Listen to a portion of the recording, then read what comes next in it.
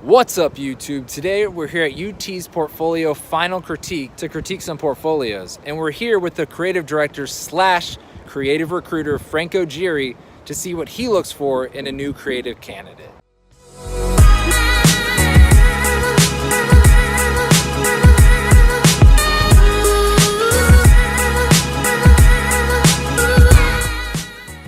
What do you look for in a new creative candidate? The main thing I look for is passion. Are they passionate about what they're doing? What's more important, creative concept or design execution? Really makes creative candidates stand apart is the ones that can take both and make them work synergistically together. I see a lot of portfolios where the books are designed beautifully, but they have no idea how they got there. A lot of people can do pretty pictures, but if they don't understand the strategy and the concept behind it, then they only go so far. If they can't explain how they got there, thought-wise and process-wise and strategy-wise, then I'm kind of not interested. How many campaigns do you typically look at in someone's portfolio before you decide to either reach out or move on to the next person? It depends on each of the candidates. Sometimes I can tell within 2 minutes that the person's really talented, and then there are portfolios that I'll go back and forth on. I know when a book is bad, get rid of that one real quick, and I know when a book is really great. It's the kind of the books that are in the middle, where there's some talent there, but they're not quite there yet. Sometimes I see a great book, but it's not right for the brand or the creative team that I'm looking for. So I'll tuck that book away for another time. It's just a matter of matching talent with brand and team. And you mentioned good book and bad book. What makes a book bad or what makes a book good? As a creative designer myself, I've been in the trenches and I've done the work, so I understand how the work is put together, how it's created and the thinking behind it. Number one, if the design is just bad, if it's just not put together well, if there's not care taken, or if there's a lot of bells and whistles in a portfolio trying to get your attention when the work isn't up front and in your face, and they're trying to hide the bad work with all these gimmicks in a portfolio, that's usually a sign that the work isn't good. If your portfolio isn't put together really smartly and your resume isn't designed really well, that's one of the things I look at, resume, portfolio. If you're a designer and your resume is done in Word, it's immediate dismissal for me. It's like, design your resume. If you're a designer, design your resume. And portfolio, same thing. The portfolio should support and enhance the work, not bury the work. And a lot of times, students will try to get too fancy with a portfolio. And actually design your portfolio. I hate these cookie cutter portfolios like Behance, where you don't put any time and effort into the book, you just kind of plug it into a format.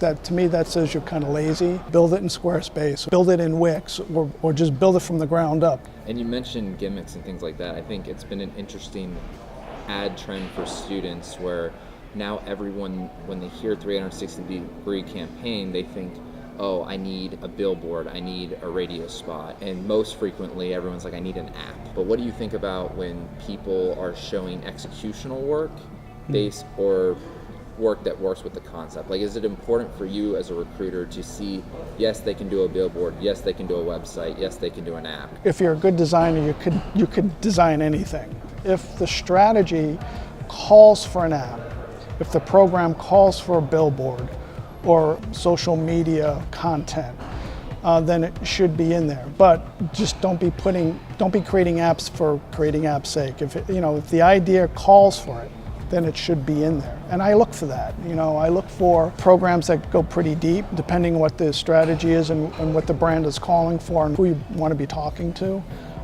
Then what elements in your portfolio are making that program successful. When you meet a new candidate for the first time, what is the most important thing you want to take away after that interaction? Personality is important. Can they speak really well to their work? Can they talk to the work? And a lot of times after candidates come in, one of the big things that a lot of the creative guys say, both on the copy side and the right side, I didn't like this candidate because he couldn't tell me or she couldn't tell me how she got there or how he got there in terms of the work. So if you can't talk to your work and tell the creative teams the thinking behind the work, then it's an automatic turnoff. They want to see that you can think. How did you get from sketch to full blown out campaign, whether it's a 360 campaign or it's just a specific type of execution. How can a creative job candidate stand out amongst their competitors? Being the whole package. In other words, I want the resume needs to be tightly done, the portfolio needs to be well put together, the work itself needs to be smart, and then the personality. A lot of it is personality.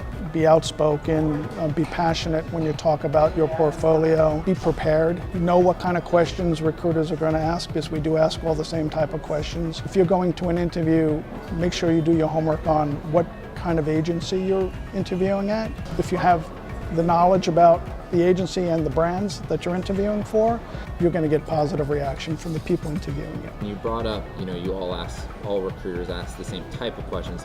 Is there a frequent question that you ask that trips people up? One question I like to ask is, name a couple of your favorite brands and why are they your favorite brands? If you can't answer that question, that question does trip up a lot of students. Sure. If you can't say, hey, Kevin, what's your favorite brand? Or, why is it your favorite brand?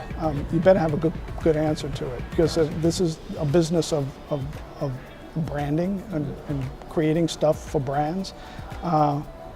And if there's no kind of passion behind that, then what are you doing in this business? What are your expectations for someone brand new to the business? Understand what this business is all about. Understand it's not 9 to 5. What makes you tick and why do you want to do this type of work? Is it, do you understand what kind of business you're getting into? I mean, a lot of designers just want to do pretty designs. The business is a lot more than that. It's taking an idea and a concept and it's visually bringing it to life. Do they understand that that's what it takes? Working with people.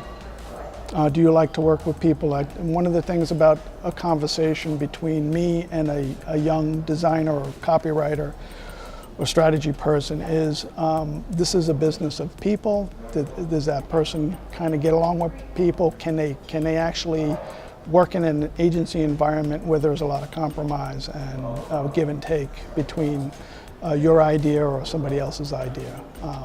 You get a sense in interviews is whether it's all about them or it's all about working together with somebody else. If you're a designer or a copywriter and you're trying to get yourself out there, you have to make sure that your portfolio is on your resume.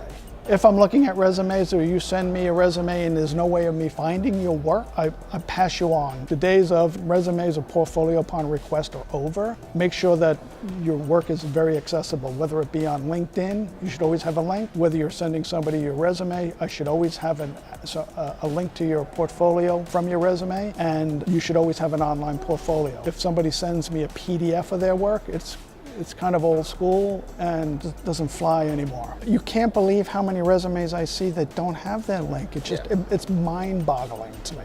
Anything else you want to add? Just have fun, be passionate, be yourself. I mean, one of the things I look for when I have conversations with people at shows is personality matters. Don't be afraid to ask questions. I like people that engage. If you're shy or you're not really very outgoing, practice having conversations with people, because it's not only about the work, it's about the personality. It's about the passion. It's about the interest in what you're doing.